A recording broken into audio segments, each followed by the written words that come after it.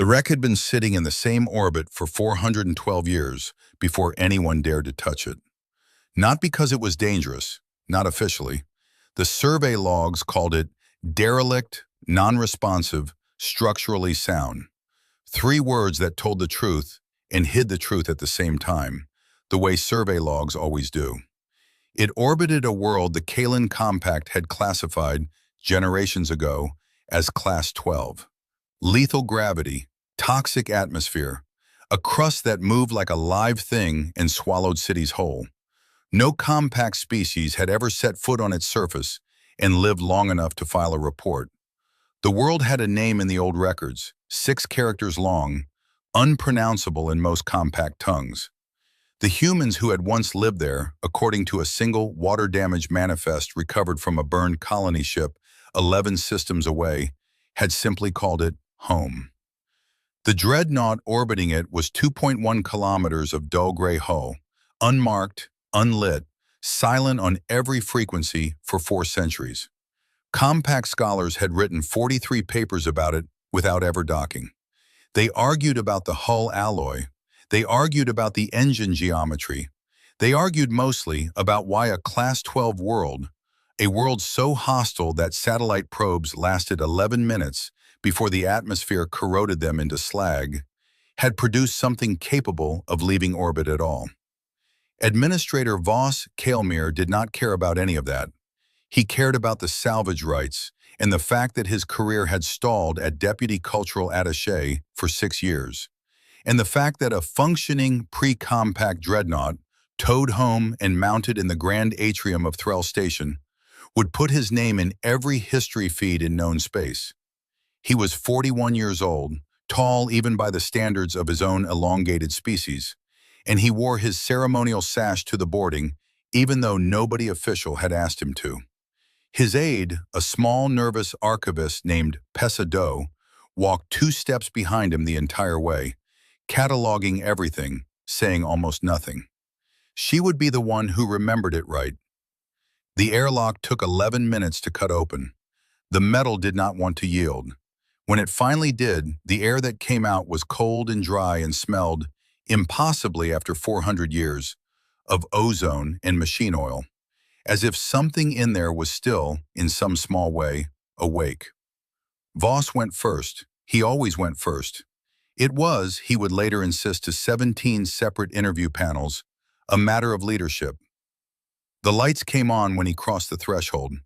Not flickering, not failing, not the tired stutter of dying pre-compact tech everyone expected. They came on clean and steady, a soft amber wash down a corridor that had clearly been waiting for exactly this. Voss stopped walking. Behind him, Pessa's recorder clicked twice, the sound too loud in the sudden quiet. "That's not possible," she said. Voss did not answer her. He was already walking again, faster now, his ceremonial sash catching against a bulkhead stenciled with characters none of the linguists back home had ever cracked. He didn't know they weren't meant to be cracked by strangers. He didn't know a great many things yet. They found the bridge at the end of the 7th corridor. It was small, smaller than compact doctrine said a flagship bridge should be, built for a crew of maybe a dozen where compact ships this size carried 200. There were 12 chairs. 11 of them were empty, dust still, upholstery cracked with age. The 12th had someone sitting in it. Pessa made a sound she would later be embarrassed by. Voss froze mid-step, one hand halfway to the sidearm he'd been told not to bring and brought anyway. The figure did not move. For 9 full seconds, nobody in that room breathed. Then the figure exhaled, slow and unhurried, and turned the chair around with a small mechanical hum, and looked at them both with an expression that was not surprise, and was not fear, and was, Pessa would write this exact word in her private log that night, then delete it, then write it again. Patient. "You're late," the woman said, "by about 400 years. She looked, by any compact metric, unremarkable. A woman of middle years, dark hair cut short and practical, a plain gray uniform with no rank insignia Voss recognized, though something about the cut of it, spare, unornamented, built for function over ceremony, made his ceremonial sash suddenly feel like a costume. Her hands were folded in her lap. Her breathing had not changed once since she'd turned to face them. Voss recovered his composure the way men like him always did, which was loudly. "I am Deputy Cultural Attaché Voss Kaelmyr of the Kaelen Compact," he announced, drawing himself up to his full height, which in that low-ceiling bridge made him have to duck slightly, which undercut the effect. "By right of the Unclaimed Vessel Accord, Section 9, this ship and its contents are hereby claimed as—" "Section 9 doesn't apply to crewed vessels," the woman said, without raising her voice. "You should read your own laws before you quote them at people." Voss's mouth opened, closed. Pessa, 2 steps behind him, was very quietly not breathing at all. "You have been alone on this ship," Voss said, recovering, "for 4 centuries. Life support this old does not sustain." "It doesn't sustain much," the woman agreed. "Sustain me fine." "That's not an answer." "It's the only one you're getting today," she said, and there was no malice in it, no heat, just a closed door, politely shut. She stood. It took her exactly as long as it needed to, and not a moment longer. And Voss noticed, the way you notice a held breath, that she did not brace against the chair to do it, did not favor a hip or a knee the way a woman who'd spent 4 centuries in low-power stasis by any compact standard should have. She simply stood, the way a person stands who has done nothing else for 400 years but wait for exactly this moment, and had rehearsed it, quietly, alone, 10,000 times. "My name is Commander Reyes," she said. "This is the Compact Survey Team's first contact with the Obstinate Hope, formerly of the Sol Expeditionary Fleet. I'll need you both to sit down. This is going to take a while to explain, and you're going to want to be sitting down for the last part." Nobody sat down. Voss looked at Pessa as if she might override the moment for him, offer some junior officer deference that would let him sit without it costing him anything. Pessa did not look back. She was watching Reyes the way a person watches weather rolling in off open water, unwilling to blink first. Reyes did not seem to notice, or if she noticed, she did not care. She had the look of someone who had long ago stopped needing an audience to sit down before she said something true. "Before I tell you what happened," she said, "I need you to understand what this ship even is. Not the hull, not the guns, though I imagine your survey teams have already cataloged those twice over by now and argued about the alloy composition at least once." A small, dry pause. "You'd be wrong about the alloy, incidentally, but that's not the important part." She reached toward a panel at the edge of the command chair, old and unlit, and rested 2 fingers against it without pressing anything, the gesture of someone touching a scar rather than operating a machine. "The Obstinate Hope wasn't built to be beautiful," she said. "It wasn't built to be admired at a dock, the way I understand a lot of your ceremonial vessels are. It was built by people who had exactly 4 years, a species-wide argument about whether the threat was even real, and a planet that had already spent 200,000 years teaching us that arguing too long about a threat was how you ended up extinct. So the design philosophy was simple," she said. "Everything had to work the first time because there wasn't going to be a second budget cycle to fix it. Everything had to work without a supply chain because we didn't have colonies scattered across a dozen systems to draw parts from the way the Compact does. And everything had to be operable by a skeleton crew because we did not have the population margin to put 200 people on a ship that might not come back. That's why there are 12 chairs," she said, "and not 200. Nobody said anything for a moment. Pessa's eyes moved, slowly, across the 11 empty seats, doing the arithmetic that Reyes had just handed her without asking her to. "Where are they?" Pessa asked. "The other 11. "Home," Reyes said. "Or dead by now, most of them, the way people get dead after 4 centuries pass, quietly and in beds, surrounded by grandchildren who never had to know what their grandparent did out here." She said it without grief, or with a grief so old it had worn itself down into something closer to fact. We rotated crew twice during the original mission. Standard procedure. Nobody serves an indefinite deployment without relief. That was written into the mission charter before we ever launched. Because the people who designed this mission understood something your committees never seem to plan for. Exhausted people make mistakes. Mistakes on a ship like this one don't get second drafts. I was the relief nobody came to relieve, she added. And there was, again, that dry note that was not quite a joke and not quite bitterness, something sitting exactly between the two. There's a story in that, but it's not the one you're here for. Not yet. Voss, still standing, still in his sash, found himself doing something he had not done in 11 years of diplomatic postings, which was listening without preparing his next sentence while the other person spoke. You said this was reconnaissance, he said. Before. You said your government sent 7 ships. I did, Reyes said, and I will get to that. But you asked what I've been doing for 400 years, and I think you'll understand the answer better if you understand first what I was built to do, and who decided I should be capable of doing it. She turned finally back toward the narrow viewport, and the amber light along the bridge caught the side of her face in a way that made her look, for just a moment, less like a person recovered from a wreck, and more like something that had simply always belonged to this room, the way a keel belongs to a hull. There was a woman, she said. Her name won't mean anything to either of you, and it wouldn't have meant anything to most of humanity either while she was alive.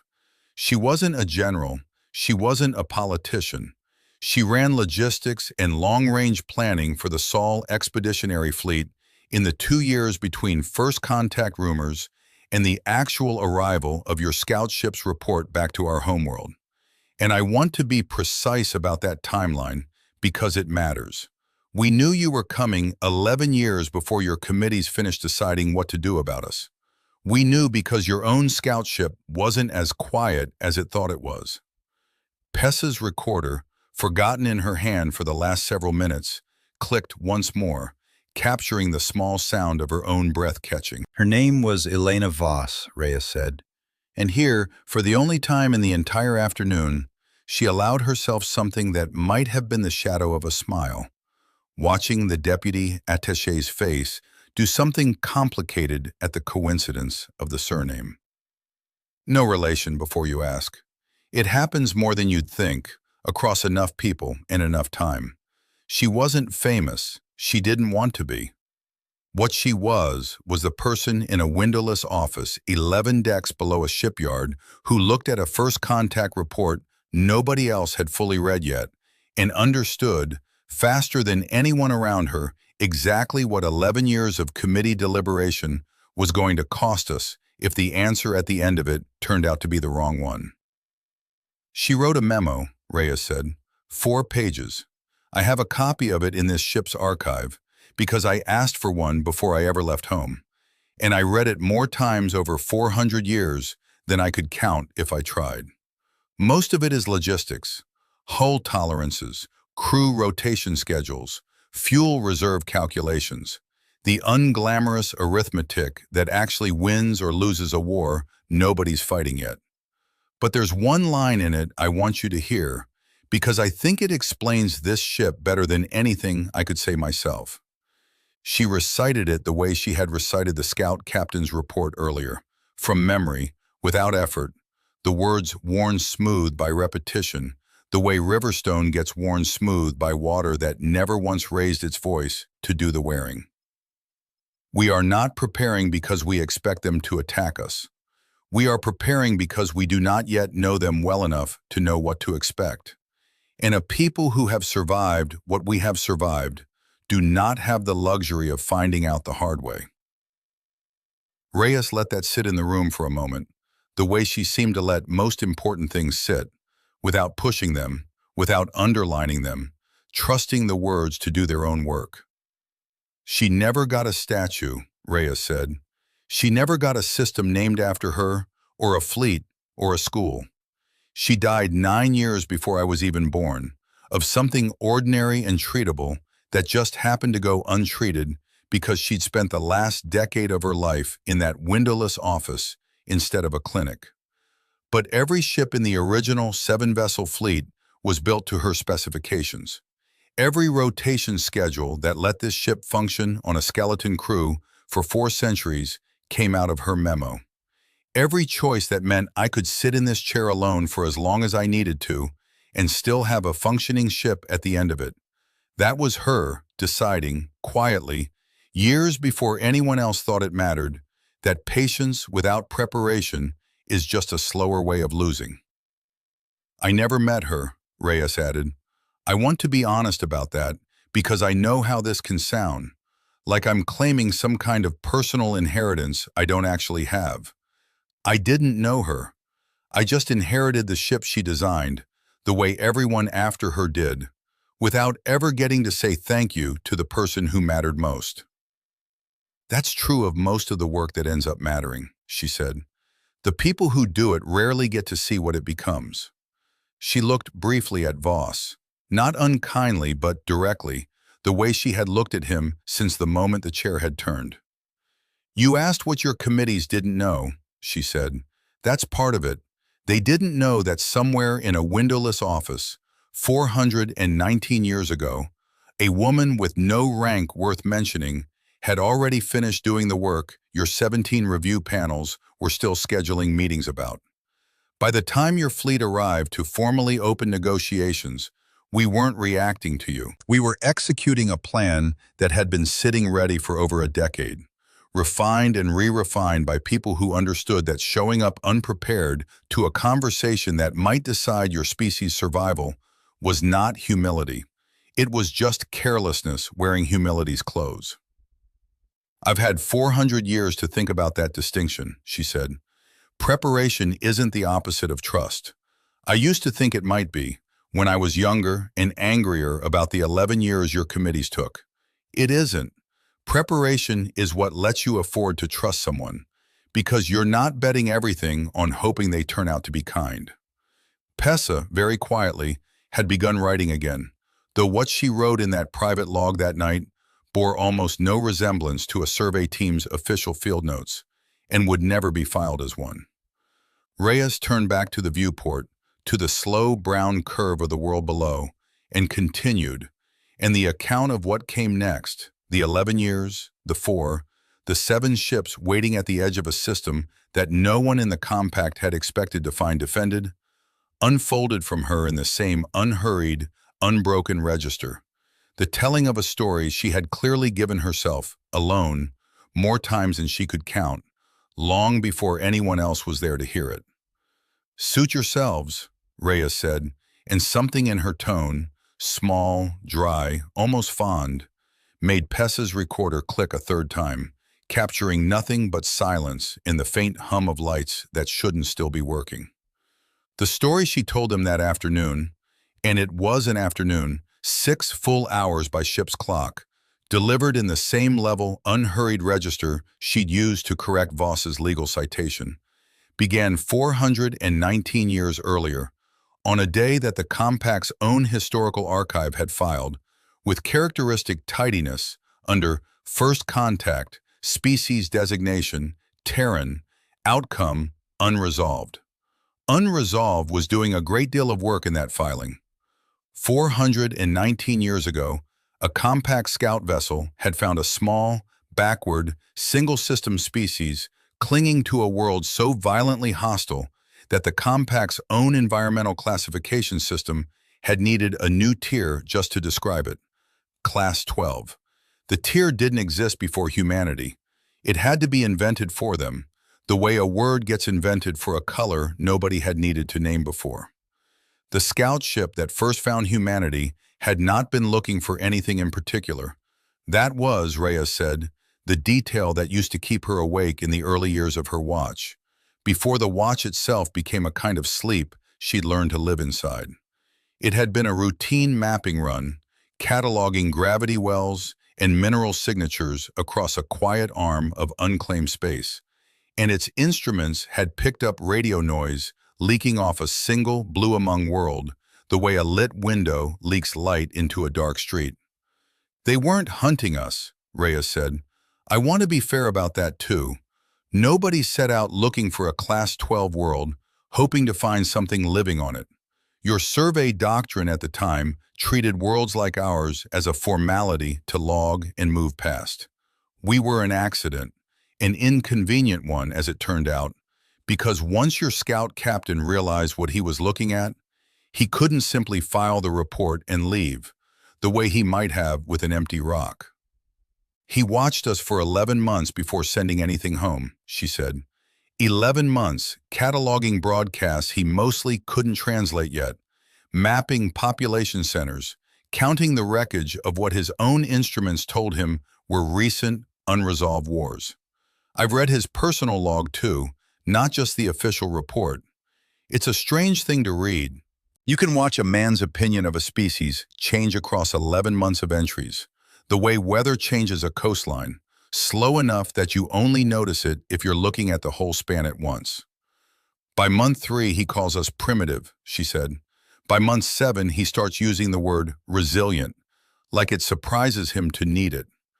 By month 11, the last entry before he finally sends the report home, he writes something I don't think made it into any official file your compact ever circulated.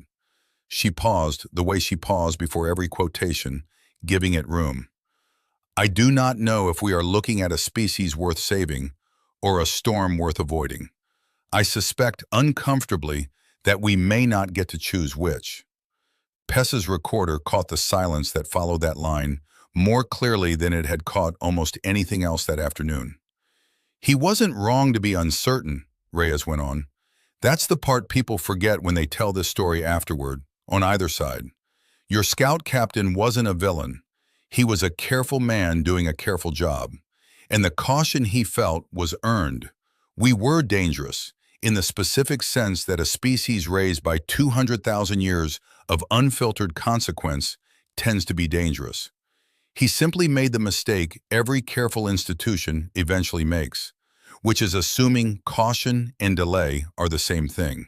They aren't. Caution asks better questions faster. Delay just asks the same question for 11 years and calls the asking itself a form of safety. It was the 11 years, not the discovery, that changed everything, she added. If your committees had answered in 1 year or 2, humanity might have met the compact as curious, frightened, unprepared strangers, the way your scout captain met us. Instead, your bureaucracy handed us a decade to stop being afraid and start being ready. And nobody in that decade ever seemed to ask themselves what a species like ours would do with all that borrowed time. Voss, who had spent 11 years of his own life climbing exactly the kind of institutional ladder Reyes was describing, said nothing, though something in his face had begun, slowly, to change its shape. Reyes did not wait for him to speak. She rarely did, Pessa was beginning to understand. Not out of rudeness, but because she had told this story enough times to herself, alone, in an empty ship, that she no longer needed anyone else's permission to keep telling it. The scout captain's report, Reyes had a copy, she said, stored in the ship's archive, and she recited 3 lines of it from memory without checking, because she had read it enough times to own it the way you own a scar. Described the species as primitive, fractious, numerous, and almost certainly extinguishable within 1 standard decade of sustained pressure. They weren't wrong about fractious, Reyes said, and there was the first real edge in her voice all afternoon, gone as fast as it came. We were still fighting each other back then too, about water, about land, about who got to decide what a person was worth. We were not a peaceful species when your scouts found us. We are still not, entirely. But we were never as simple as extinguishable. The compact, in its infinite bureaucratic patience, had not moved quickly. First contact protocols required 17 separate committee reviews before any action could be authorized, a process that took, on average across the compact's 400 prior contacts, 6 to 9 standard years. It took the compact 11 years to finish reviewing humanity. It took humanity 4. You want to know what a Class 12 world does to a species, Reyes said, and here for the first time, she moved, walked to the narrow viewport at the bridge's edge, and looked out at the dead brown world turning slowly below them, the world that had killed every probe the Compact had ever sent to it. It doesn't make you strong the way your poets like to say. Strength is a nice word for it, comfortable word. What it actually does is take everyone who can't adapt, and it kills them, generation after generation, methodically, without malice, the way a machine kills you if you put your hand in the wrong place. Malaria killed more of us than every war in our recorded history combined. Storms erased entire coastlines every single year. And every single year, for about 200,000 years, whoever survived that filtering had children. And those children inherited whatever had let their parents survive. We didn't get strong, she said. We got selected. There's a difference, and it matters, because strength is something you can lose. Selection is something you carry in you, whether you want to or not. Pessa had stopped recording notes and started simply listening, which was, Reyes noted privately, the correct instinct, though she said nothing about it. By the time the Compact's committees had finished their 11 years of deliberation, debating trade tariffs, cultural exchange frameworks, the delicate diplomatic language required to formally acknowledge a species too primitive to have a unified planetary government, humanity had already done something the committees had never once considered as a possibility worth reviewing. They had built a fleet. Not a large one, not by Compact standards, an impressive one. The Obstinate Hope and 6 sister ships, cobbled together from technology developed under the kind of wartime urgency that only a species raised on a world actively trying to kill it could summon on a civilian budget and an impossible deadline. But it was armed, and it was fast, and it was crewed by people who had spent their entire lives being filtered by a planet that did not care about their feelings, their politics, or their excuses.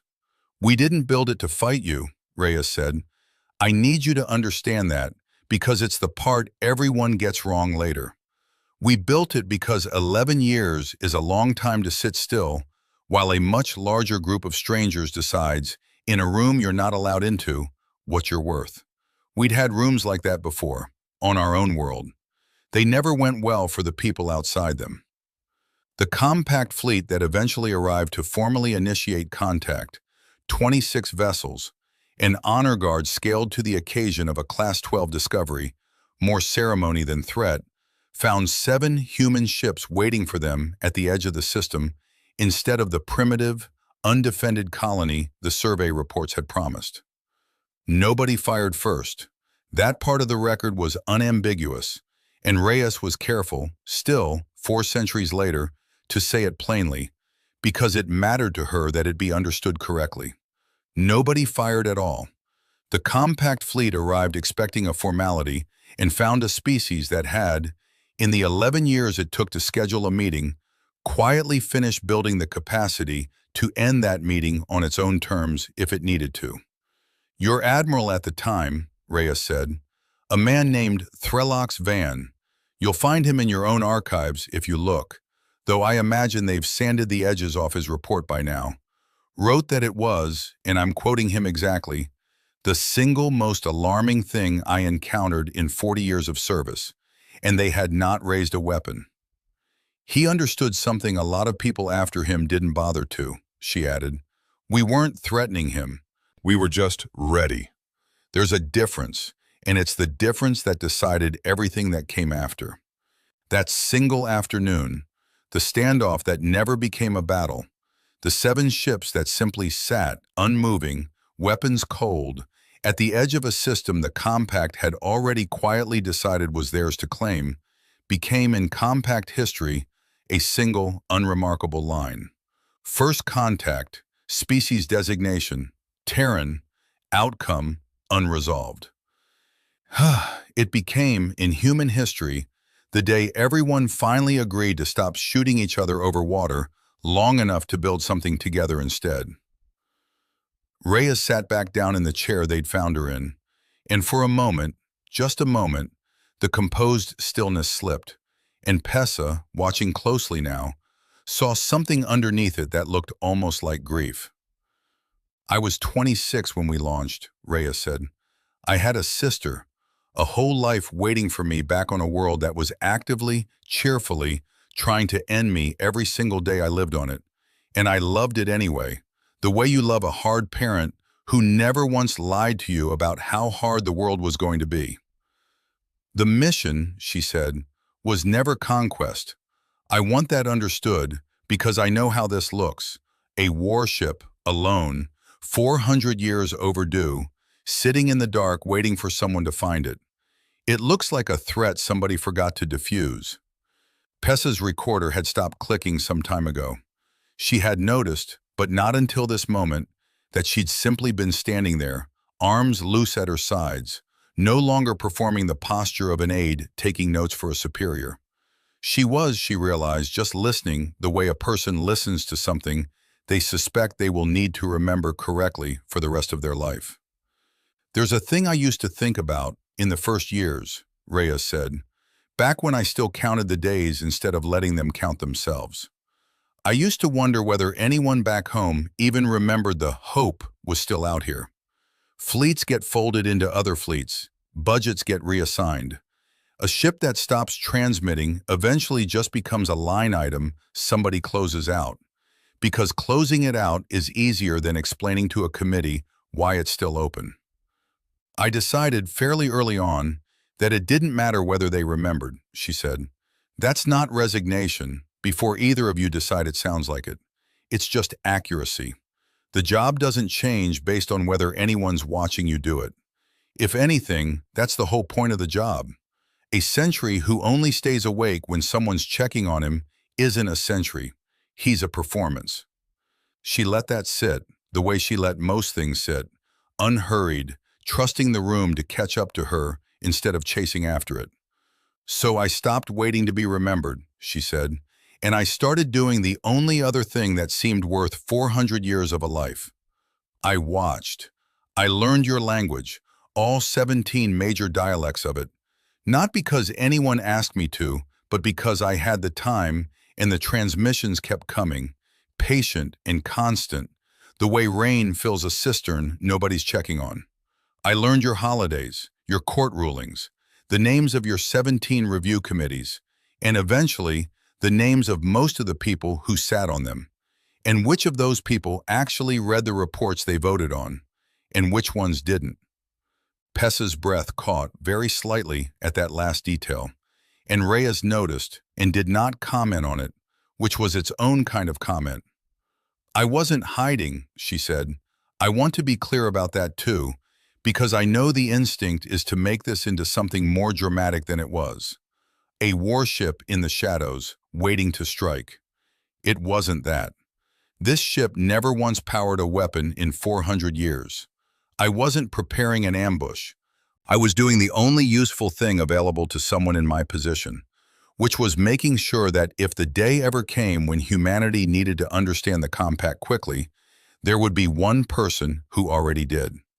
Because someone needed to be the first to know," Reyes said. She looked at Voss directly then, and there was nothing performative in it, nothing rehearsed, just plain fact delivered plainly. "It was reconnaissance," she said. "We didn't trust the 11 years. We didn't trust the committees. So while your diplomats were debating tariff frameworks, my government sent 7 ships out past the edge of what you'd mapped, quietly, without announcement, to learn everything we could about who exactly we were about to let into our solar system. I volunteered for the Hope, specifically because I spoke 4 compact trade dialects, and because I was, by every metric the recruiters used, expendable in exactly the way that mattered. No children, no spouse, nobody who'd be left with an empty chair at a table because of a decision I made alone in the dark." "The other 6 ships came home," she said, 211 years ago, according to the last transmission I intercepted before this ship's long-range relay finally failed. I stayed. Someone had to keep watching this sector, and I'd already decided, a long time before I ever sat in this chair, that if it had to be someone, it may as well be someone who didn't have anyone waiting. 400 years is a long time to keep a promise nobody's checking on, she said. But I made it to myself mostly.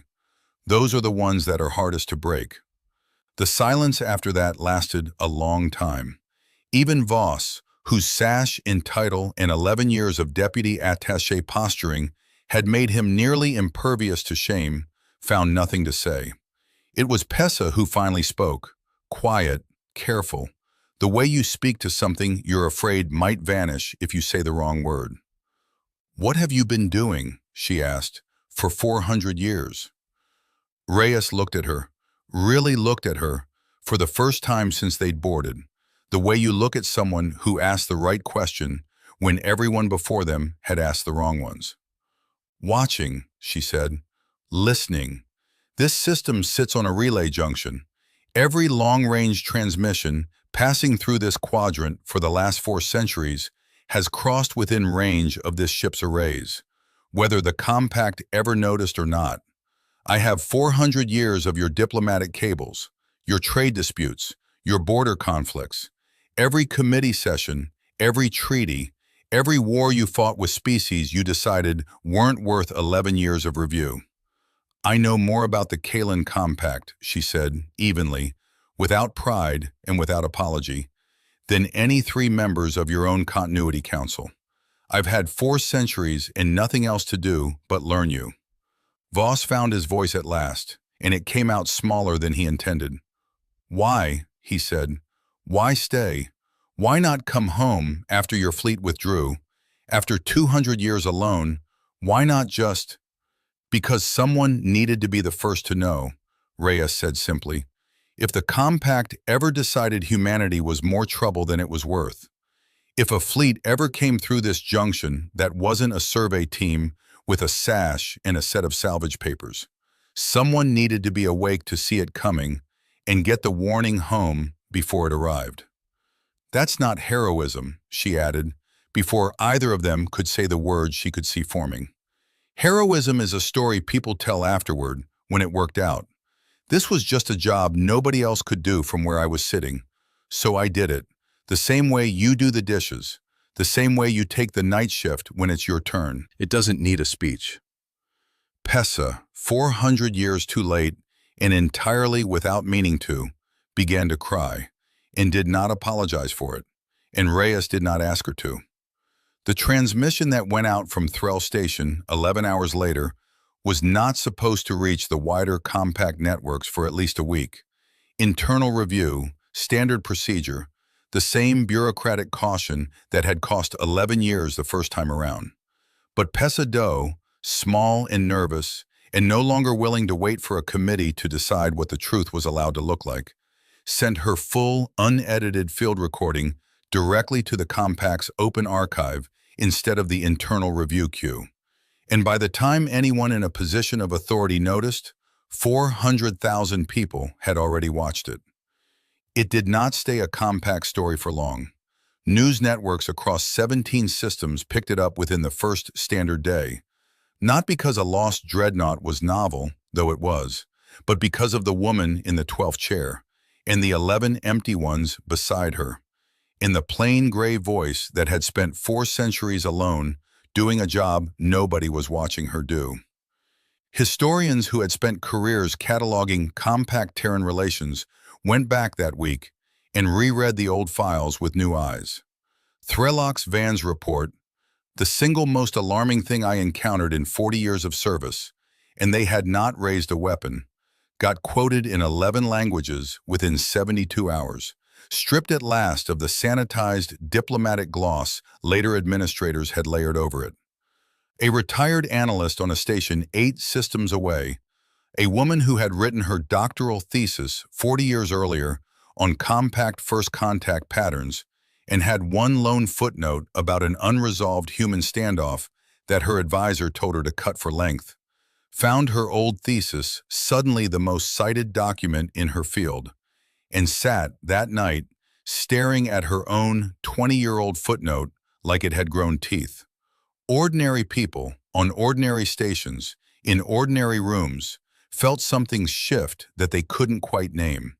A shopkeeper on Threll Station's lower ring, who had never once in her life given a thought to Terran policy, found herself telling every customer that day about the woman who'd waited 400 years in the dark for exactly this.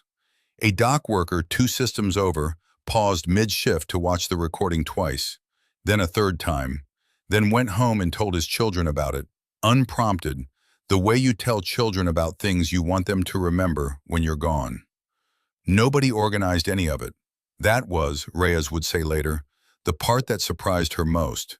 Not the fleets, not the diplomats, but the quiet, uncoordinated way an entire civilization decided, on its own, in 10,000 small living rooms, that it had misjudged something important and wanted, badly, to do better. 6 days after the recording reached the open archive, Commander Reyes addressed the Compact directly. It was not staged. She sat in the same chair they'd found her in, on the same small bridge, with the same 11 empty seats behind her, and she did not raise her voice once in 11 minutes of speaking. The broadcast reached, within the hour, every major Compact network simultaneously, an achievement no diplomat in 400 years had managed with any speech of their own. "My name is Commander Reyes," she began, the same words she'd used on Voss in Pesa 6 days earlier, because there was no better way to begin, and she had never seen the point in pretending otherwise. "I've been asked by several of your networks to explain what happened here and what it means. I'll try. I want to say first that I'm not owed anything by any of you, and I'm not here to ask for anything either. I made a choice 400 years ago, knowing I might never see it matter to anyone. It mattering now is not a debt you owe me. It's just a thing that happened, the way rain happens. What I want to say instead," she continued, "is this. Your Compact spent 11 years deciding whether my species was worth talking to. And in that 11 years, we built the capacity to make sure that whatever you decided, we would not simply have to accept it. That's not a threat. It's not even really a criticism. I understand committees. I understand caution. I've read 4 centuries of your paperwork, and most of it exists for good reasons. But I want you to sit with what it means that a species you were still debating how to categorize had already decided on their own that they could not afford to simply wait and hope. We are not the death world monsters some of your older files call us," she said, and there was, for the first time in the broadcast, the faintest edge of dry humor in her voice. "And we are not the harmless curiosity some of your newer files prefer instead, now that it's fashionable to admire us. We are just people who grew up somewhere hard and learned, the hard way, that preparation is not the same thing as hostility. I would like to think that's a lesson worth more to you than either the fear or the flattery." "I don't know what happens next," she admitted, quieter now. "I've been alone with this ship long enough that I'm not entirely sure I know how to want anything for myself anymore. That's an honest thing to say, and I'd rather say it honestly than pretend otherwise for the cameras. But I know what I'd like to see. I'd like to see this stop being a story about who has more ships. I'd like it to become a story about 2 civilizations who took too long to trust each other and decided eventually to try anyway." She paused and looked, for just a moment, directly into the recording pickup, the closest thing to a personal address she allowed herself in the entire 11 minutes. "I kept a promise for 400 years, she said. "I'd like the chance to make some new ones, if anyone out there is interested in keeping them with me." The broadcast ended there. There was no music cue, no closing seal, no ceremonial sign-off. Just the picture holding a moment longer on the small bridge, the 11 empty chairs, and then cutting to black. The first formal response did not come from the Continuity Council, or from any of the 17 systems governing bodies, or from any diplomat with a title long enough to fill a business card. It came from an elder on a small agricultural moon in the outer Kaelen systems, a woman named Ithra Solveig, who had lived 140 years and buried 2 husbands and outlasted 3 planetary administrations, and who had watched the broadcast alone in her kitchen with the sound low so as not to wake her great-grandchildren. When it ended, she did not call anyone or post anything or write a letter to any council. She walked, slowly, out to the small shrine stone at the edge of her family's growing terrace, the kind every old Kaelen household kept, worn smooth by generations of palms. And she pressed her hand flat against it, the way her own grandmother had taught her to do when something true and important had happened, and there was no other way to mark it. It was a small gesture. It meant, roughly translated, I saw this, and I will not forget it, and neither will the ones who come after me.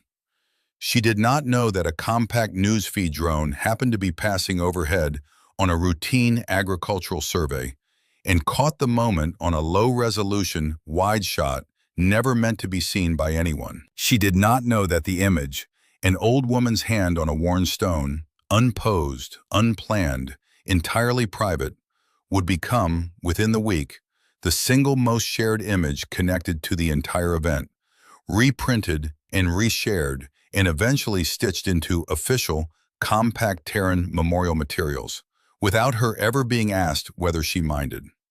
She would not have minded. She only ever meant it for herself. 6 months after that broadcast, the first joint compact Terran research outpost was authorized. A small thing, unglamorous, built on a neutral moon roughly equidistant between the nearest human colony and the nearest compact world, staffed by a rotating crew of 11 from each side. It was, everyone involved understood without needing to say it aloud, deliberately, almost stubbornly, ordinary. No monuments, no grand unveiling, just a research station, half-finished, with supply schedules that slipped constantly, and a cafeteria that took 4 months to get the recipes right because Terran and Kaelen palates disagreed about salt more than either side expected. Pesado requested a transfer there 11 weeks after her field recording changed the shape of two civilizations' relationship, and got it, and spent her days now cataloging something far less dramatic than a lost dreadnought. Supply manifests, translation glossaries, the small, unglamorous machinery of two peoples learning to build something together, one boring committee meeting at a time. She kept on her desk a printed still frame from the Bridge of the Obstinate Hope, 11 empty chairs and one occupied one, and nobody who saw it ever asked her to explain why. The Dreadnought itself was not towed to any grand atrium. Voss Kaelmyr's name did not end up in any history feed the way he had once imagined, though it appeared, briefly, in several editorial pieces about the dangers of treating first contact as a career opportunity, and he did not enjoy that particular kind of fame nearly as much as he'd hoped fame in general would feel. The ship stayed in orbit around the world, some records still called Class 12, and others increasingly simply called Home. It became, by mutual and largely unspoken agreement between two governments who had finally learned to ask each other things instead of assuming them, a kind of monument that refused to behave like one. No plaques, no tours, no official designation beyond the coordinates logged quietly in both civilizations' shared registry. Commander Reyes remained aboard it for another 11 months before finally, for the first time in 413 years, stepping onto a world that was not actively trying to kill her. She did not make another speech.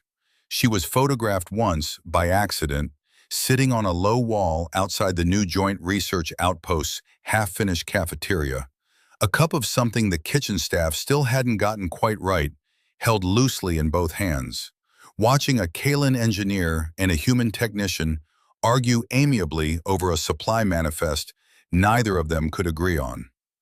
The coffee, by every account she ever gave afterward, was terrible. She drank it anyway. It became, without either of them planning it, something of a private ritual between her and Pesado, who transferred desks twice over the following 2 years, just to end up closer to that same cafeteria window. Some evenings they simply sat, in the particular kind of comfortable silence that only happens between two people who have already said the large things, and no longer need to fill the space with small ones. On one such evening, roughly 2 years after the airlock had first cut open onto that cold waiting bridge, Pessa finally asked the question she had been carrying since that first afternoon, turning it over, waiting for a moment that felt earned rather than merely convenient. "Did you ever think about giving up?" she asked. "In 400 years, even once." Reyes considered it for a long moment, the way she considered most things, unhurried, unperformed, arriving at the true answer instead of the easy one. "Giving up isn't really the shape it takes," she said finally. "Nobody sits in a chair for 400 years actively deciding, every single day, to keep going. That's not how it works. Mostly you just don't decide to stop. The days pass, and you're still there, and eventually 400 years is just what the not stopping adds up to. There's a thing people do quietly," she added, "that most others never think to do at all. They just keep showing up to the thing nobody's checking on. Nobody applauds it while it's happening, because nobody knows it's happening. You only find out later, if you're lucky, whether it mattered."